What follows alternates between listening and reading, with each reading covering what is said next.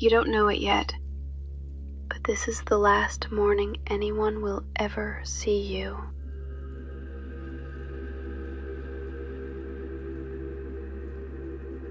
The world feels tilted today. You can't place why. The air feels too still.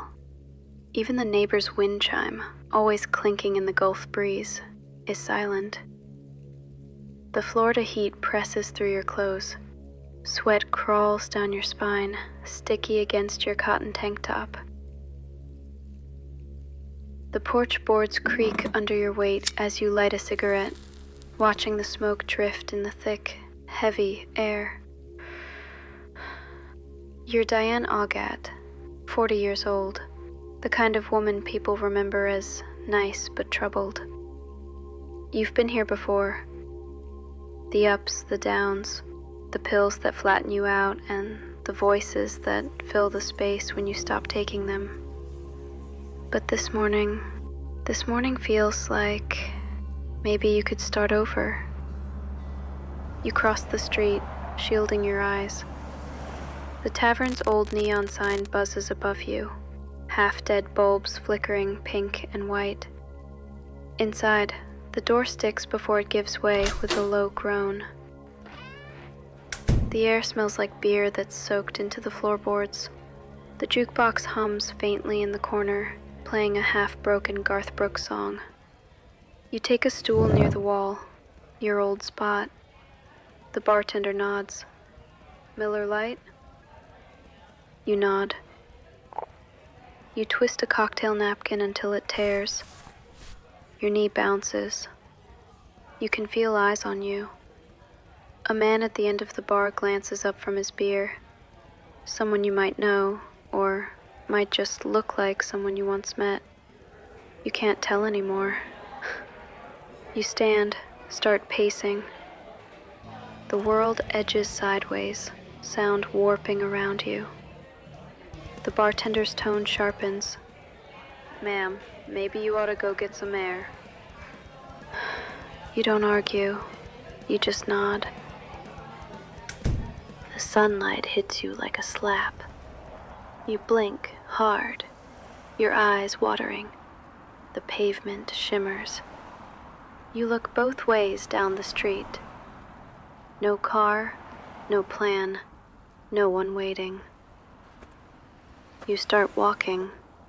Each step feels disconnected from the next. Your sandals scuffing the shoulder of US 19. You think about your sister, about your 3 kids, about the sound of the ocean you can't see from here, but know is just a few miles west. Your mind flickers.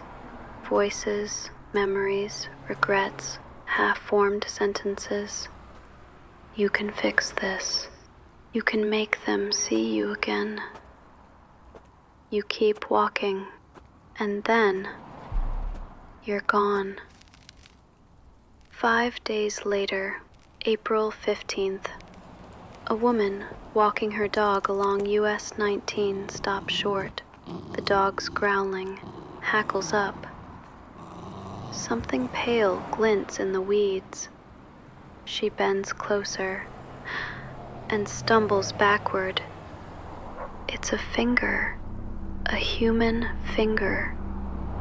The nail polish is red, a clean slice through the bone. The deputies arrive. The sky's overcast, heavy. The grass bends under rotor wash from the helicopter circling overhead. The print comes back within hours. Diane Augat. But this wasn't an accident. The medical examiner says it was cut, clean, deliberate. Someone wanted this found.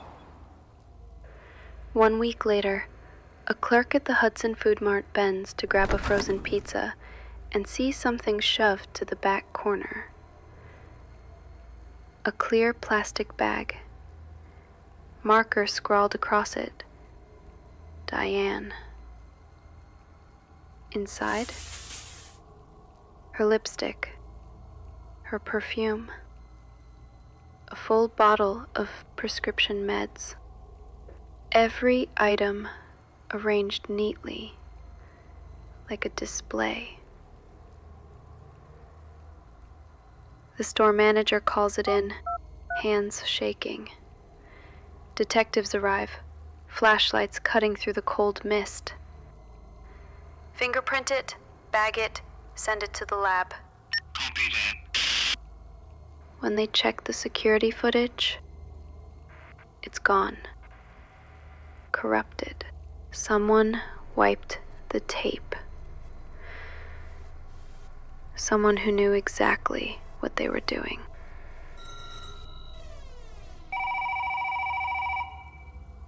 The phone rings at Mildred's house.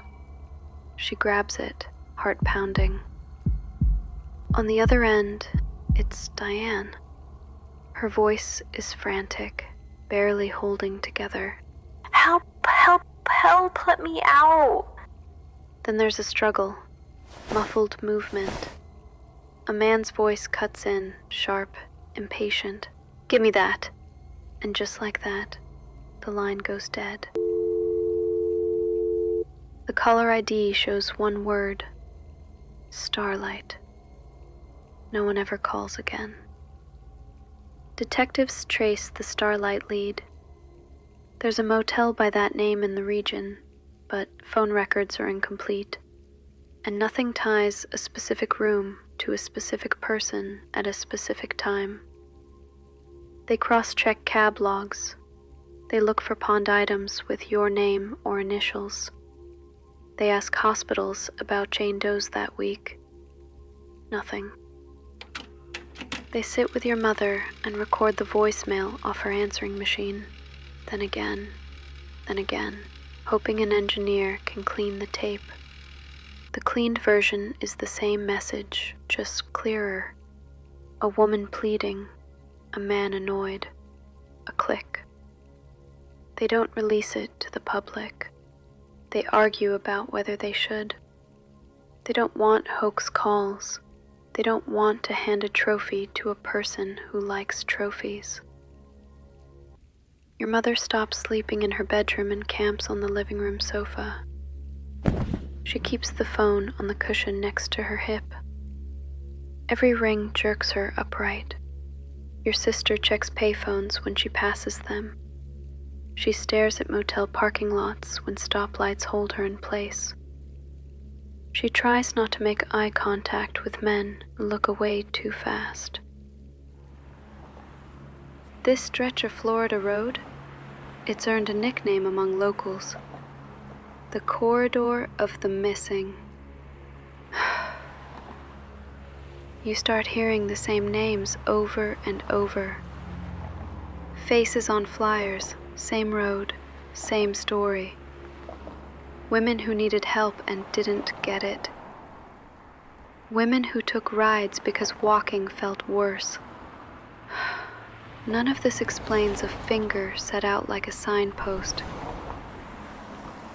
None of it explains a freezer bag labeled in block letters. It doesn't explain a call that sounds like a daughter begging. But it tells you the kind of person you're looking for, someone who studies patterns and hides inside them. Here's the first theory investigators test. Maybe you wandered off. People say you'd gone missing before, hours, sometimes days, until a hospital or a family member pulled you back. You hadn't taken your meds. You were pacing in the bar. You were agitated. You left on foot. Florida brush is unforgiving. There are canals, ditches, retention ponds. People drown in shallow water all the time. But a clean amputation of a finger is not an accident.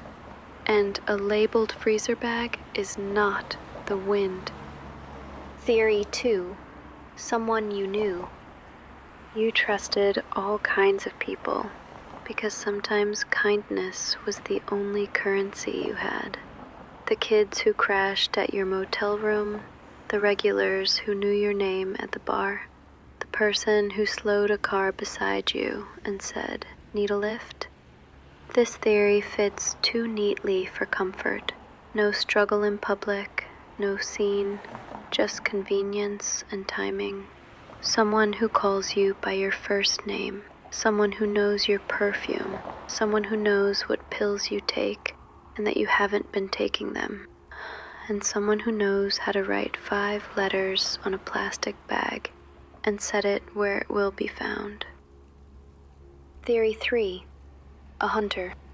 Stranger predators do exist, and they rely on 2 things, access and invisibility. You give access by needing help. They gain invisibility by choosing someone the world will take longer to miss. A finger is a message. A bag is a message. A phone call is a message. The goal isn't just to hide you. It's to make everyone chase the wrong door. It works. For years. A detective sits with a styrofoam cup. He's tired for a living. On the whiteboard, your name, your birth date, the word ST star R light underlined twice. Someone writes hayloft and a time window. He pinches the bridge of his nose. Run the call again. A deputy says, "It's not traceable." Run it again. They argue about the freezer footage. Nothing to recover, nothing to enhance. The clerk swears she didn't touch the bag beyond calling it in. The manager swears he doesn't know anyone named Diane beyond the flyer. The detective circles US 19 on a map. He circles New York Avenue. He circles motel clusters and scribbles Evers in the margin. No warrant will stick. No judge will sign without evidence. The detective hates that word, evidence. He has a mother's voicemail in a plastic envelope that might as well be a scream trapped in a bottle.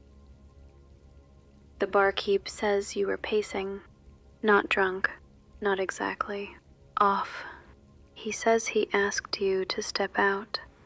He told you to get some air, maybe call a ride. He doesn't remember anyone following you out. He doesn't remember a car. He remembers a jukebox and a clock that ticked too slow. He remembers the way sunlight hit your face when you left and how you squinted like it hurt. He remembers he did the right thing. By policy. He's not sure it was the right thing by you.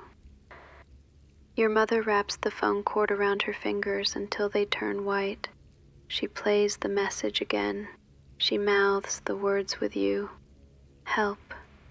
Let me out. She listens to the man say, "Gimme that." She flinches at the click. She tells herself the voice was your voice. She tells herself that means still alive. She hopes hope into existence and then punishes herself for it.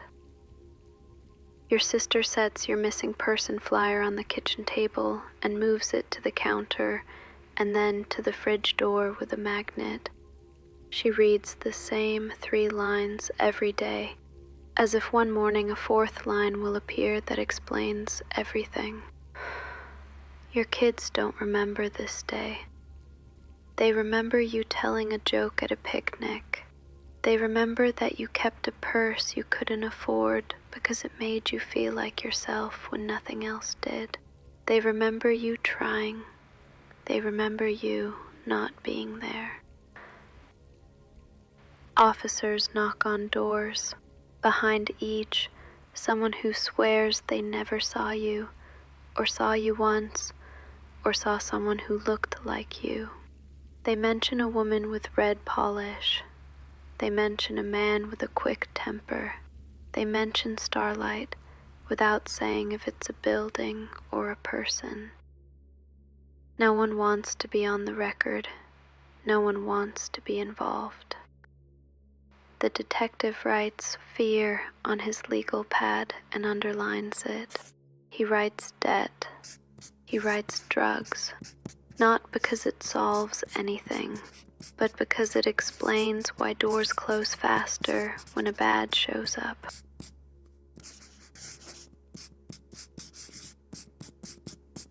They drive the corridor at the same hour on a Friday. They count the minutes from the bar to the shoulder where the finger was found. They watch traffic flow. They note which places have cameras in 1998 and which do not. Most do not. The ones that do point at registers, not doors, because that's how loss prevention was taught back then. They stop at each motel. They ask the same questions. They get the same almost answers. They write ride offered on the board. They write no witness. You're deciding whether to keep walking or to accept help. You're thinking about calling your mother, but you don't have a quarter, and the payphone outside the gas station is cracked where the receiver meets the cord. A car slows. A window lowers. Someone says your name. Not ma'am, not hey. Your name. You lean down. You listen. You nod. You open the passenger door. You climb in. Your knees tight, hands folded so they won't shake. The seat fabric is rough. The dash vents blow stale, cold. The radio is low. Talk station. Two hosts arguing about nothing that matters to you. You watch landmarks roll by. Pawn shop, car wash, motel with a vacancy sign that never turns off. The driver talks like you've met before. Maybe you have. Maybe you haven't. Your brain grabs at fragments. You can't tell what's real memory and what's suggestion. You say, thanks for the ride. Your voice sounds like someone else's. He says, no problem. The locks click down. Concrete floor, bare bulb. You notice the bleach smell because it masks everything else. You count time in ways that don't work. How many times the bulb hums before it warms up? How many times the door opens? How many times you say your kids' names inside your head? You ask questions. Where am I? Why am I here? Please. No one answers in a way that matters. You tell yourself to stay calm. You tell yourself to be small.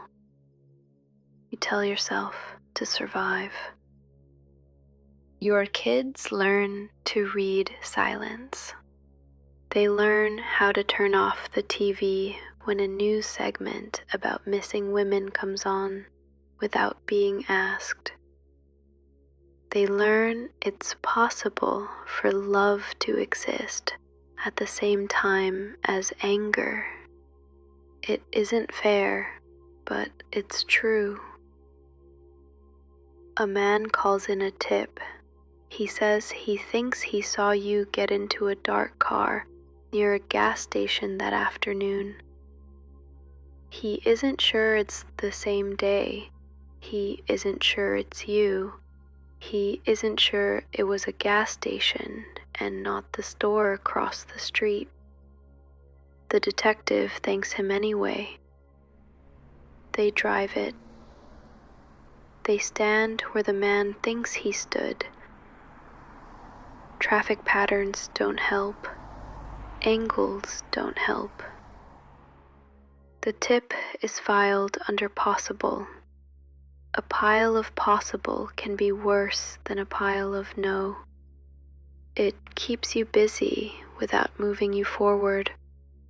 The evidence that exists is too neat. A body part, a curated bag, a staged call. This is not about disposal, it's about control.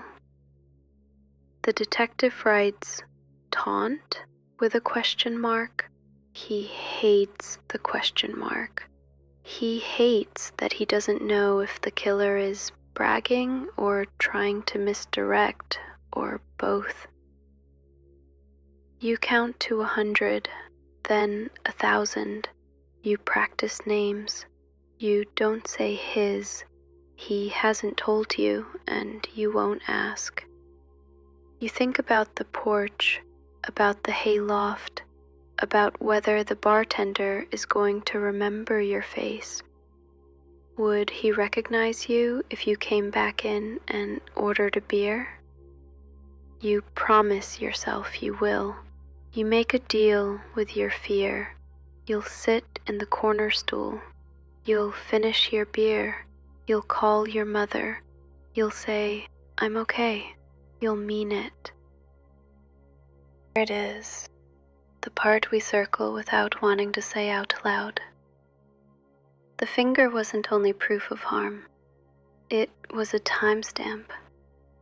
It told investigators you were alive until you weren't. Sometime after that severing, sometime after that call, sometime after that bag was staged.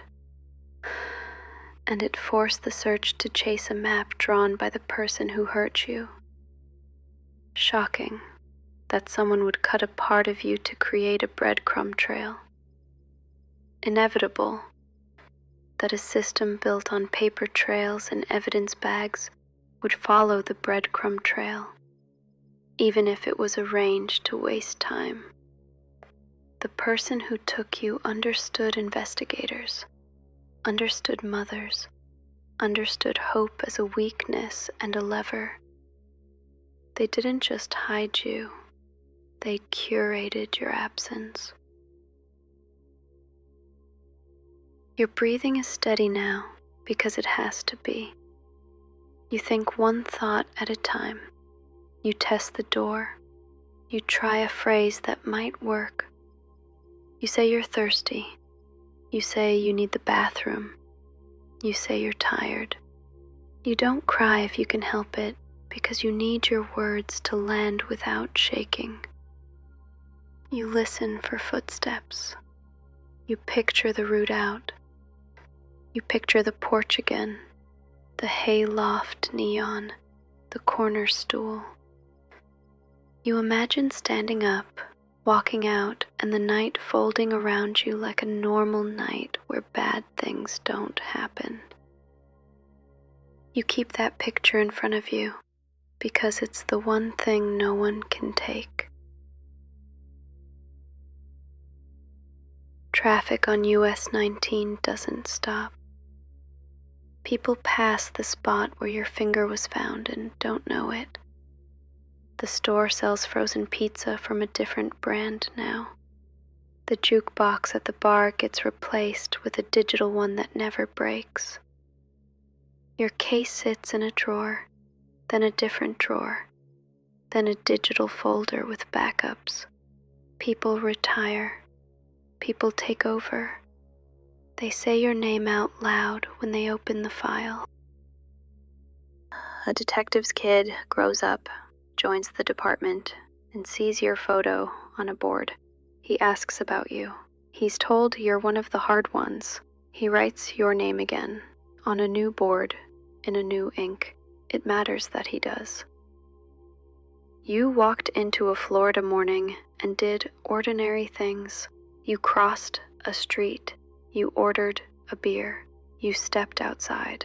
You started walking. Everyone deserves to be found. Everyone deserves to come home, even after decades. Help, help, help, let me out. We heard you.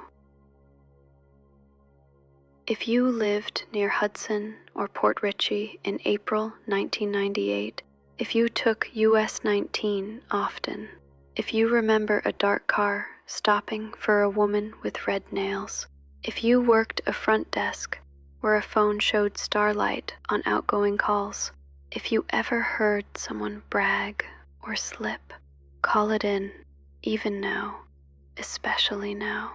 A detail that felt small then might be the hinge now.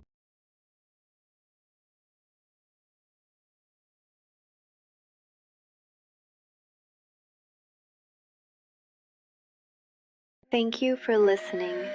If you enjoyed the story, make sure to subscribe so you don't miss the next one.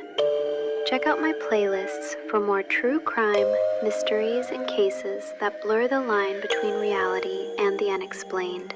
And remember, sometimes the shadows are watching you.